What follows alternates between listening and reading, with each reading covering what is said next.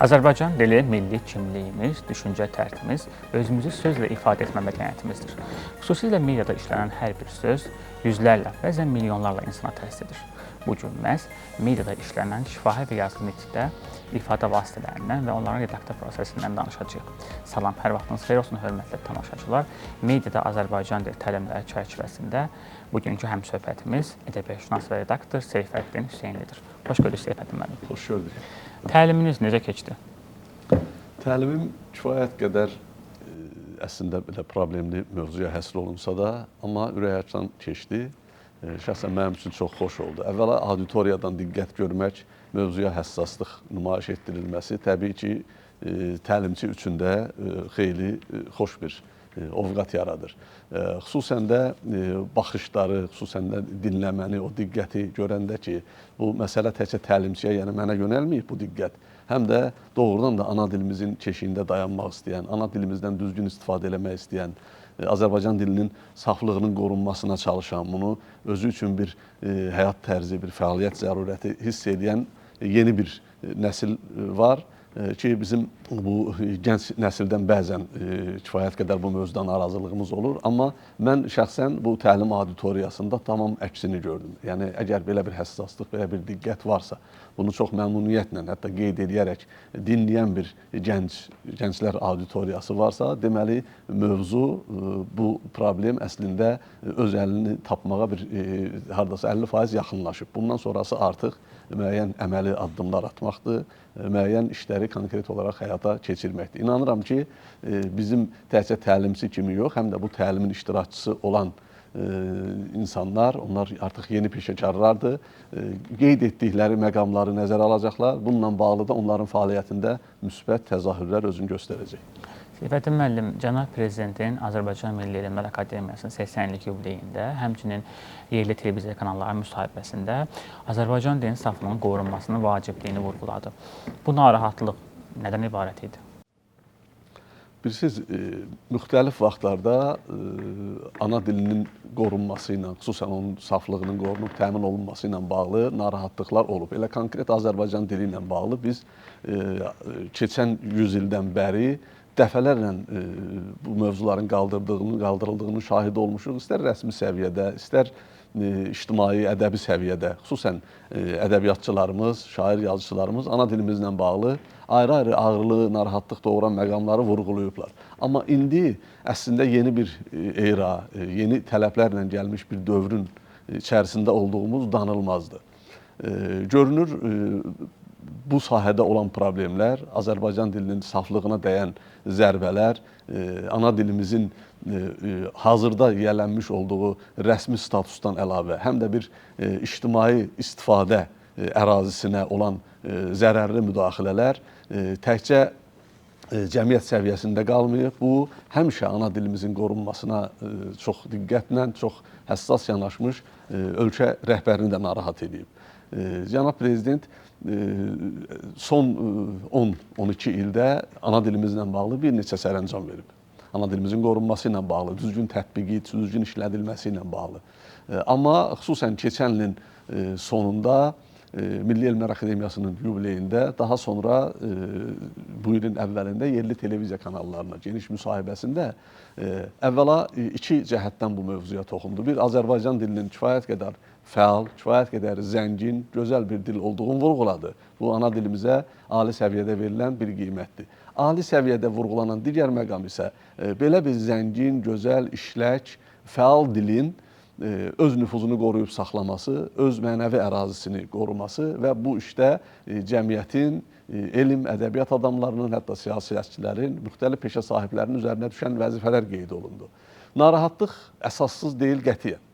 Mən bununla bağlı müəyyən, belə deyim də, süni nikbin fikirlərə qətiyyən qoşulmuram. Çünki elə bir dövrdəyik ki, əvvəla ana dilimizə,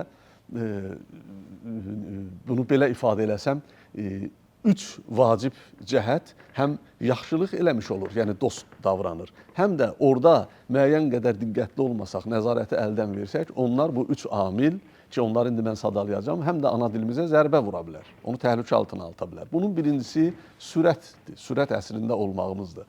Bu sürət, bəli, inkişaf üçün çox vacibdir.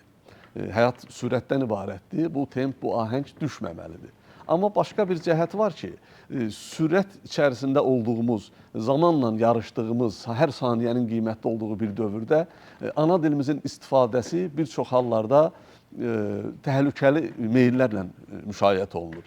Məsələn, xəbər yarışında udmaq üçün sosial şəbəkələrdə hansısa informasiyanı çatdırmaq üçün bir təcillilik tələb olunur. Bir təcillilik faktı ortadadır. Amma bu yaxşıdır. Əgər bu təcilliliyə əməl eləsək, ona uyğunlaşsaq, əlbəttə ki, inkişaf üçün vacibdir. Amma digər tərəfdən xəbərin təcili hazırlanması, hətta tələsik hazırlanması, xəbərin ya tələsik redaktə olunması, ya da redaktə amilinin ümumiyyətlə ortadan qalxması nəticədə hansısa xəbərin, informasiyanın, materialın efirəmi, yaxud sayta mı hazırlıqsız, natamam vəziyyətdə çıxarılması və onun içərisində əsas məsələ söhbət sırf mediadakı peşəkar tələblər bir yana ana dilimizlə bağlı meyarların, ölçülərin qorunmaması. Bax, bu cəhətdən ziyan vurur. Digər bir tərəf informasiya texnologiyalarıdır. Sosial şəbəkələr məcrasıdır. Bu da inkişaf üçün əlbəttə ki, vacibdir. İnformasiya texnologiyaları olmadan indi hansı inkişafdan danışmaq olar? Eləcə də sosial şəbəkələr artıq günün qaçılmaz reallığıdır. Bu bizim həyat tərzimizdir. İnformasiya mübadiləsindən tutmuş ən müxtəlif proseslərə qədər sosial şəbəkələr bizim üçün vacibdir. Amma sosial şəbəkələr təəssüf ki, müxtəlif səviyyələrdə onların hər biri, yəni ad çəkməyim, ayrı-ayrı sosial belə deyim də məcralar ki var. Onlar bəziləri fəal şəkildə video çəkilişlər yayılır orada, bəzilərində fikirlər bölüşülür. Müxtəlif, məsələn, məişət ərazisini əhatə edən var, yaxud da daha çox, tutaq ki, elə bir sosial məcra var ki, daha çox siyasi, ictimai məsələlərə münasibət bildirilir. Bunların hər birində ana dilimizin işlədilmə və qorunma səviyyəsi müxtəlifdir və çox təəssüf ki, son vaxtlarda əsasən mənfiyə doğrudur bu müxtəliflik. Digər bir məsələ, işin maddi tərəfidir. Yəni, pul, qazanc hamı üçün vacibdir. Amma bu pul, qazanc əgər dilimizin inkişafı baxımından faydalı ola bilən istiqamətlərə yönələrsə, aydın məsələdir ki, yəni bu yaxşıdır. Çünki müxtəlif dillə bağlı, dilin inkişafı ilə qorunması ilə bağlı layihələr həyata keçirilir, verilişlər hazırlanır. Ana dilində indi etiraf eləyək ki, təkcə dili korlanmış mətnlər verilmir axı efirə, ekrana, yaxud da internetə. Yəni, bunun bir çox layihələr, televiziya proqramları, müxtəlif mövzulara həsr olunsun, fərqi yoxdur. Bunlar həm də bir maddi əsas tələb edir və o maddi əsas əgər burada xeyrə xidmət edirsə, aydın məsələdir ki, yaxşıdır.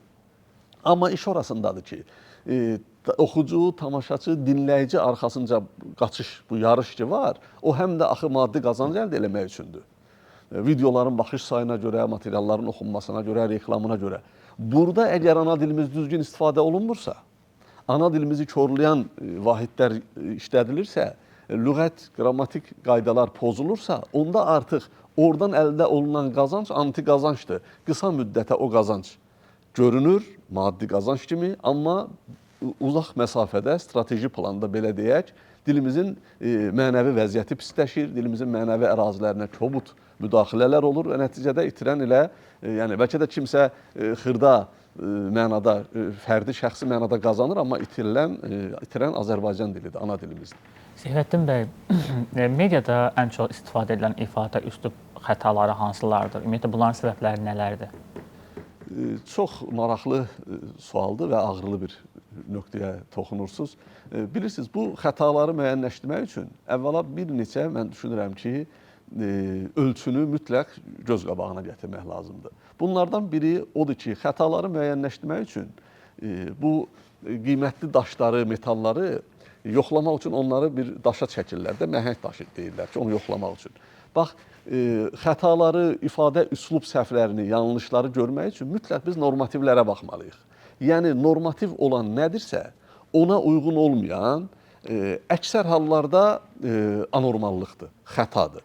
Doğrudur, bəzən elə səhvlər olur ki, onlara artıq, belə deyim, legitimlik verilir. Onlar elə hansısa vahidlərin normativləşməsində zaman-zaman rol oynayırlar.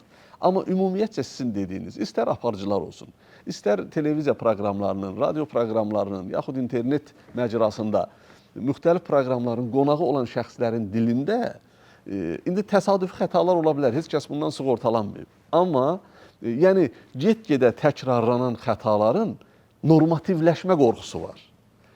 Bilirsiniz, zaman və onların intensivliyi, səhvlərin təkrarlıq intensivliyi onların günün birində bir də gözümüzü açıb baxırıq ki, onlar normativləşiblər. Bax, ona görə də bu ifadə üslub xətalarının həm statistik qeydi aparılmalıdır, həm də onlara qarşı indi təlim səviyyəsindəmi, maarifləndirmə layihələri çərçivəsindəmi mütləq tədbirlər görülməlidir. İndi müəyyən mən yaddaş üçün bəzi qeydlər eləmişəm. Bizim əsas problemlərimizdən biri, mənə elə gəlir ki, bir çox hallarda bir dildə düşünüb, bir dildə hansısa materialla tanış olub, onu qavrayıb, onu ana dilimizdə verməyə çalışmaqdır. Əgər qaynaq fərqli dildədirsə, düşüncədən, təfəkkürdən fərqli dildə keçirsə, onun ana dilimizdə ifadə olunmağı çox çətin məsələdir. Biz bunu aparıcılarımızda xüsusən, istərsə də müəlliflərimizdə, yazı müəlliflərində tez-tez görürük. Amma mən sizə bir şey deyim. Deməli, daha çox o başqa dillərdən, həm onların rəsmi yazı üslubundan, həm də bizim üçün artıq bir qədər arxaikləşmiş olan Sovet rəsmi işgüzar üslubundan gəlmə xətalar biz görürük ki, bunu da məhz aradan qaldırılmamasının səbəbi elə o tələsiklikdir.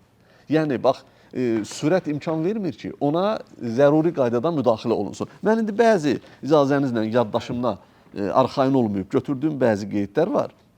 Deməli, bütöv hallarda sözlər yox, cümlələr, abzaslar, fikirlər, xəbərlər tərcümə materialıdır və bu tərcümə materialı xeyli kobuddur. Niyə? Əvvəla tərcümə olunduğu ünvan dili, yəni ana dilimizi yaxşı bilməyən adamlar tərəfindən çevrilə bilərlər. Əgər şəxsi çevirmədirsə, yox, texnoloji, mexaniki çevirmədirsə, orada yol verilən xətalar qaçılmazdır və o da düzəldilməyəndə mütləq efirəmi, yazıyamı çıxarılır. Belə bir, xüsusən sosial xəbərlərdə rast gəldiyimiz cümlələr olur. Bu yazıda da olur, qəzet, sayt dilində. Xüsusən aparıcıların dilində bu daha çox narahat edir. Məsələn, problemə çevrilmiş vəziyyətin aradan qaldırılması istiqamətində müvafiq tədbirlər həyata keçirilməsi barədə qərar qəbul edildiyi bildirilib. Bu, əgər efirə gedirsə, bəlkə də yazıdan bunu heç olmasa bir-iki dəfə baxıb yenidən anlamaq olar. Amma cümlə bir nəfəsə deyilmir, bir nəfəsə qavranılmırsa, o artıq xətalıdır, dolaşıq cümlədir, yararsız cümlədir. Mən sizə bunun, düzdür, redaktə çox planlı, çox şaxəli məsələdir və hətta sonsuz proses deyirlər redaktör haqqında. Mən amma bir variant təklif edirəm, bu ixtiyari bir variantdır. Başqa bir redaktor yəqin bunu başqa formada redakt edir. Məsələn, belə bir uzun, qəliz, anlaşılmaz cümləni çox sadəcə efir və yaxud yazı dilində belə vermək olar. Şifahilikdə də çox rahat belə şəkildə vermək olar və anlaşılar. Problemin həlli üçün zəruri işlər görüləcəyi bildirilib. Yaxud problemin həlli üçün lazımi addımlar atılacağı bildirilib. Vəssalam. Da bundan dərinə getsək redaktədə ümumiyyətlə məsələni qəlizləşdirərik, çünki ona vaxt yoxdur, həmin sürət amilinə görə. Yaxud sizə deyim, bizim rəsmi işgüzar üslubun və adətən bizim əvvəlki Sovet ənənəsindən gəlmə belə bir qəribə məqam vardı, belə bir çalar var idi ki, media insanları, jurnalistlər, televiziyada olsun, qəzetdə olsun, son dövrdə saytda olsun, düşünür ki, nitqi kifayət qədər ciddi və sənətli, işgüzar üslubda olsa, o daha belə inandırıcı qəbul olunacaq. Mən sizə bir şey deyim, bəzi redaksiyalarda olur da, televiziyada da olur, saytda da, qəzetdə də olur ki, bir məlumat verilir, amma indi bu televiziyadakı o yazılı dildən şifahi nitq vasitəsi ilə təzahür edən vəziyyətlərə daha çox uyğundur. Yəqin ki, çox rast gəlir, elə tamaşaçılarımız da, oxucularımız da, elə siz, biz özümüz də. Deyir ki, bir qrup qəsəbə sakini tərəfindən redaksiyamıza imzalanmış şikayət məktubu daxil olmuşdur. Məsələni bu qədər qəlizləşdirməyə həm efir vaxtı alınır, həm enerji sərf olunur, tamaşaçı dinləyici nə deyildiyi ilə bağlı, belə deyim də, bir dolaşıq vəziyyətə düşür. Üstəlik də dilimizin belə bir üslubu artıq xətalı elementlər normativləşməyə doğru gedir. Bir qrup qəsəbə sakini tərəfindən redaksiyamıza imzalanmış şikayət məktubu daxil olmuşdur. Çox rast gəlirik. Yığcam bir variantı necədir? Optimal variant deyək də, uyğun variant. Qəsəbə sakinlərindən redaksiyamıza şikayət məktubu daxil olub. Ya da şikayət məktubu gəlib. Bu çox rahat bir variantdır. İnanın ki, bunlar sayısız hesabsızdır. Əgər bizi bunun o antikolleksiyası, kolleksiya adətən xoş əşyaların, detalların yığılmasıdır da, amma bu antikolleksiyadır. Belə məqamlar çoxdur. Uyğunsuz variantlar var, artıq yersiz təkrarlar var. Məsələn, deyir ki, bu mövzu mühüm əhəmiyyət kəsb etməkdədir. Mühüm və əhəmiyyət sözləri ərəbcədə eyni kökdəndir. İkisi də vaciblik bildirir. zərurət bildirir. Halbuki bunu belə vermək olar. Bu mövzu xüsusi və ya bir başqa variant ciddi əhəmiyyət daşıyır. Bu kifayət qədər normal, sakit və yaxşı qavranılan Azərbaycan dilindədir. Bunu konkret verilişlərdən mən götürmüşəm, yazılardan götürmüşəm. Qəzet yazıları da var, sayt materialları da var. Deyir ki, hətta sosial şəbəkədə hansısa xırda video çarxlarda var bu səhvlər. Deyir ki, müəllimimlə ilk tanışlığım deyək ki, filan vaxt oldu. Əvvəla bu tanışlıq məsələdə əgər bədiilik, məcaz yoxdursa, ki, bir adamı əvvəl şəxsən tanıyırsan, sonra tanışlığın başqa qatları açılır. Məsələ bu deyilsə, çox sadə bir məqam nəzərdə tutulursa, sadə bir anlayış nəzərdə tutulursa, müəllimimlə ilk tanışlığım olmur. Çünki tanışlıq bir dəfə olan prosesdir, dediyim kimi. Əgər başqa mənası, məcaz mənası yoxdursa. Müəllimlə tanışlığım, məsələn, 57-ci ildə oldu. Müəllimimlə 57-ci ildə tanış oldum. Bax, bu variantlar var. İlk tanışlıq anormaldır. Niyə? İlk burada artıqdır, yükdür cümləyə. Deyir ki, məsələn, liflə yuxarı qalxdı. Liflə qalxdı. Çünki yuxarı nəyə lazımdır ki? Qalxıbsa yuxarı qalxıb da. Aşağı indi. Liflə endisə, elə bu aşağı enib də. Əlavə bir söz yükləməyə burada ehtiyac yoxdur. Çoxdur. Əgər maraqlı olarsa, ola bilsin ki, bunlar sadalandıqca bəlkə də effekt verər. Kimlərinsə yaddaşı təzələnər. Deyir ki, onun pedaqoji əmək fəaliyyəti ilk əvvəl kənd məktəbində başlandı. Burada başlanğıcı bildirən ən azı 3 söz işlənib. İlk, əvvəl, başlandı. İlkdir, əvvəldir, başlandı. Bunların elmi termində adı da var. Yəni belə termin pərəstlik olmasın, pleonazm deyirlər bunlara. Bunlar yersiz təkrarlardır, artıq sözlərdir. Cümlənin variantı belədir. Xətalını oxuyun bir daha. Pedaqoji əmək fəaliyyəti ilk əvvəl kənd məktəbində başlandı. Deyil, bu olmamalıdır.